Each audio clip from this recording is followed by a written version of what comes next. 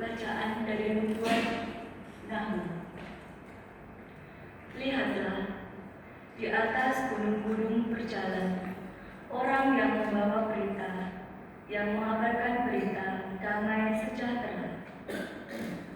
Rayakanlah hari rayamu, hai Yehuda, bayarlah nasarmu.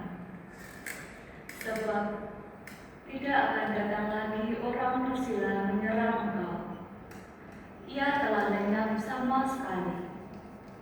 Sungguh, Tuhan memulihkan kebanggaan Yakub seperti kebanggaan Israel. Sebab perusak telah merusaknya dan telah membinasakan carang-carangnya. Celakalah kota penumpah darah itu. Seluruhnya dusta belaka, penuh dengan perampasan, dan tidak henti-hentinya penerkaman. Dengar, lecut candi dan derak-derik roda. Dengar, kuda lari menderak dan kereta meloncat-loncat. Pasukan berkuda menyerang, pedang bernyala-nyala, dan tombak berkilat-kilat.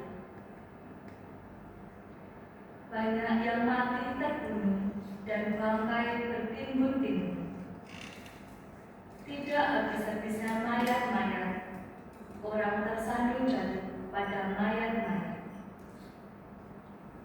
Aku akan melemparkan barang kecil ke atasmu, akan menghina engkau, dan akan membuat engkau menjadi tontonan. Maka semua orang yang melihat engkau akan lari meninggalkan engkau, serta berkata, Niniwe sudah rusak. Siapakah yang meratapi dia? Dari manakah aku akan menjadi penghibur-penghibur untuk dia? Demikianlah sabda Tuhan. Syukur kepada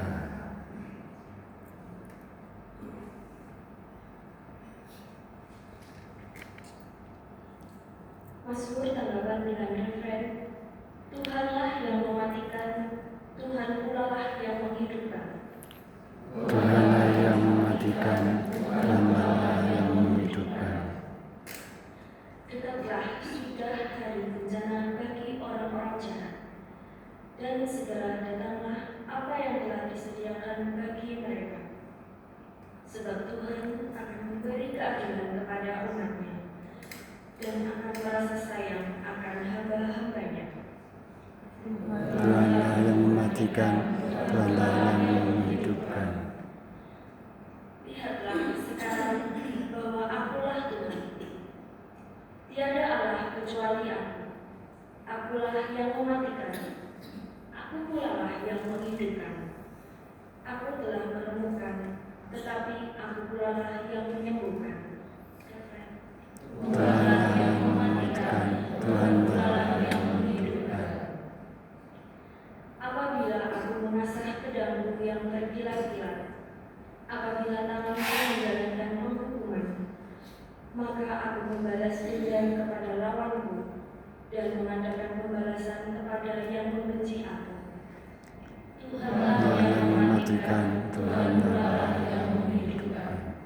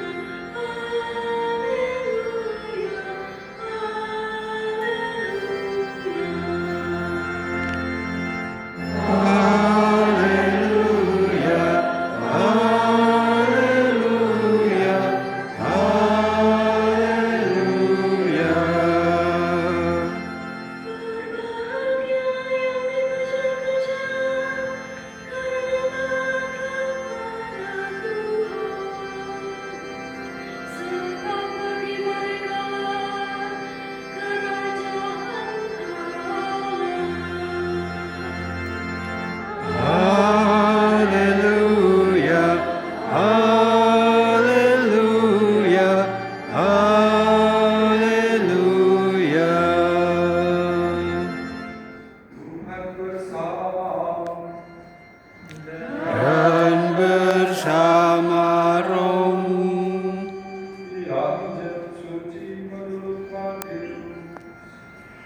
Dimuliakanlah Tuhan. Sekali peristiwa, Yesus bersabda kepada murid-muridnya, "Setiap orang yang mau mengikuti aku harus menyangkal diri, memikul salibnya dan mengikuti aku. Karena barang siapa mau menyelamatkan nyawanya akan kehilangan nyawanya. Tetapi barang siapa kehilangan nyawanya karena aku, ia akan memperolehnya. Apa gunanya bagi seseorang jika ia memperoleh seluruh dunia, tetapi kehilangan nyawanya?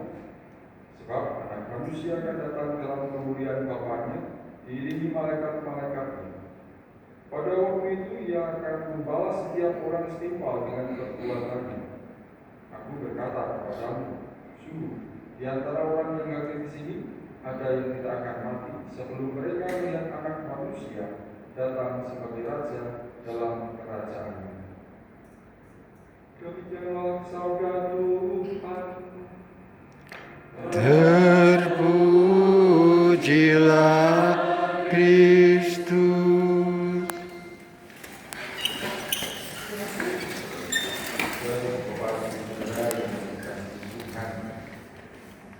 Sebagai manusia, kita itu secara manusiawi, secara normal itu selalu mencari kenyamanan.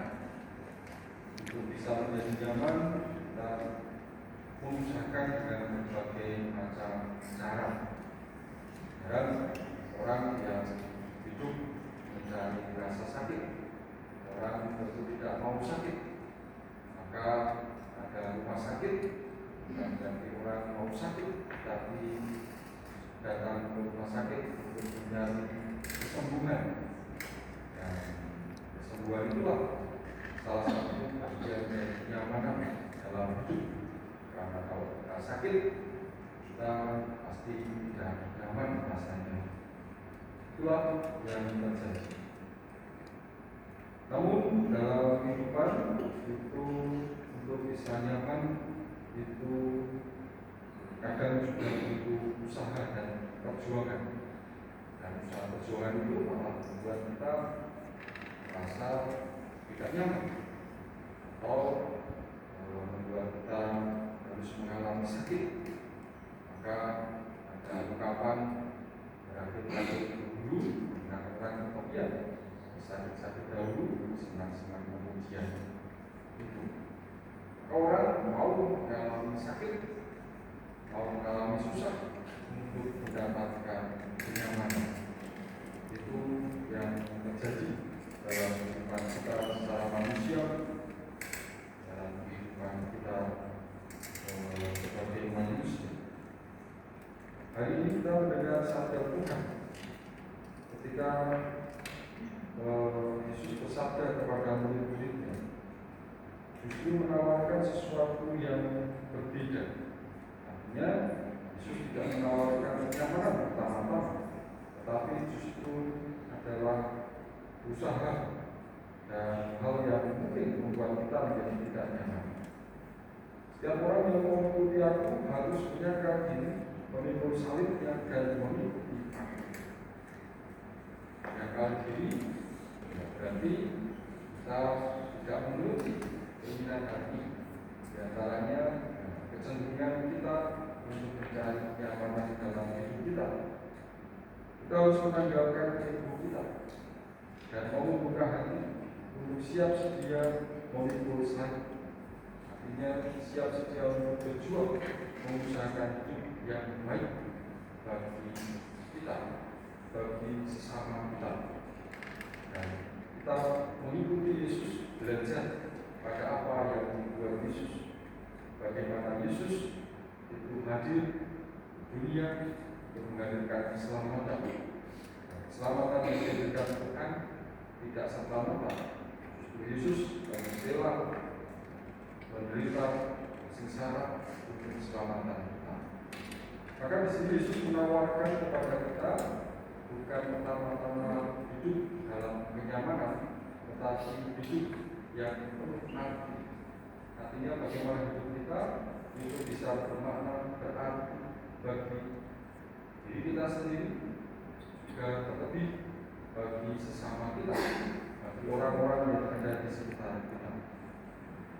Maka bagi Anda yang bekerja di rumah sakit, tentu suatu yang bernilai dan berharga, karena Anda memberi perhatian kepada orang-orang yang sedang mengalami kesusahan karena sakit dan membantu mereka untuk mendapatkan kesembuhan kembali. Mungkin itu usaha kerja keras dan tanggung jawab. Tidak bisa seenaknya saja. Maka ketika kita mengerjakan pekerjaan di sini dengan seenaknya, bisa membawa resiko yang berat bagi yang kita layani. Maka kita belajar pada sabda Tuhan ini untuk tahu siap menyangkal diri, memikul salib dan mengikuti Yesus. Menyangkal diri tidak mengikuti mencari kesenangan sendiri, tetapi dapat bekerja dengan sungguh, dengan penuh tanggung jawab. Dan itulah menjadi bukti salib kita yang harus kita tanggung. Untuk mengerjakan segalanya, kita belajar pada Yesus, belajar pada Yesus, mengikuti Yesus yang menyapa, yang menghadirkan kesembuhan bagi mereka yang sakit, mereka yang susah, mereka yang menderita. Dan dari sanalah Anda sekalian tidak hanya bekerja untuk hidup, untuk keluarga, tetapi juga akan memberikan kehidupan sejati ketika Anda mengerjakan tugas tanggung jawab dengan sebaik-baiknya. Maka kita mohon berkat dan rahmat Tuhan, jika kita sungguh-sungguh menghidupi sabda Tuhan ini dalam tugas, karya dan pelayanan kita masing-masing, baik di tempat kerja, dan di keluarga, sebagai ibu, sebagai bapak, sebagai anak-anak, sebagai istri, sebagai suami, supaya akhirnya bukan hanya sekedar kenyamanan dalam hidup, tetapi hidup kita menjadi semakin berarti dan bermakna bagi sesama dan juga bagi kemuliaan Tuhan. Kemuliaan kepada Bapa dan Putra dan Roh Kudus.